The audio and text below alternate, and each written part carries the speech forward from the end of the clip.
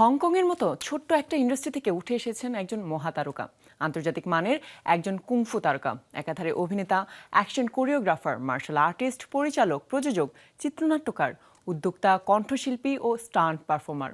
বহুমুখী প্রতিভার অধিকারী জ্যাকি চ্যান এবার পেতে চলেছেন আজীবন সম্মাননা। সুইজারল্যান্ডের লোকার্নো আন্তর্জাতিক চলচ্চিত্র উৎসব কর্তৃপক্ষ তাকে এ সম্মানে ভূষিত করেছেন।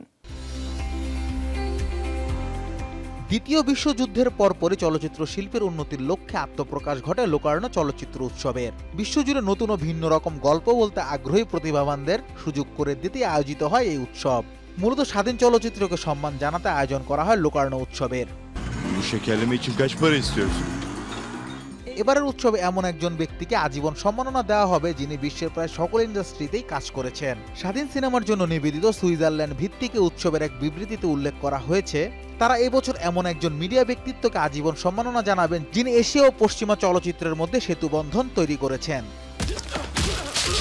বিশ্বব্যাপী খ্যাতি পাওয়ার আগে হংকংয়ের মার্শাল আর্ট ঘরানার সিনেমায় অভিনয় শুরু করেন জ্যাকি চ্যান। 1995 সালে রাম্বল ইন দ্য ব্রঙ্কস সিনেমার মাধ্যমে হলিউডে নিজেকে প্রতিষ্ঠিত করেন। এরপর রাশ আওয়ার সিনেমার মাধ্যমে গ্লোবাল স্টারে পরিণত হন জ্যাকি চ্যান। পর্দায় তিনি অ্যাকশন ছাড়াও সব ধরনের ভূমিকায় অভিনয়ে পারদর্শী।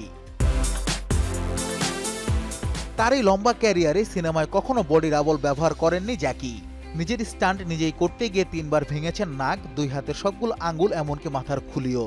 এত সব কাটাছেঁড়া আর ভাঙা নিয়ে স্টান্ট করে বিশ্বব্যাপী জনপ্রিয়তা তো পেয়েছেনই, গিনেস বুক অফ ওয়ার্ল্ড রেকর্ডসও তাকে দিয়েছে সবচেয়ে বেশি স্টান্ট করা অভিনেতার স্বীকৃতি।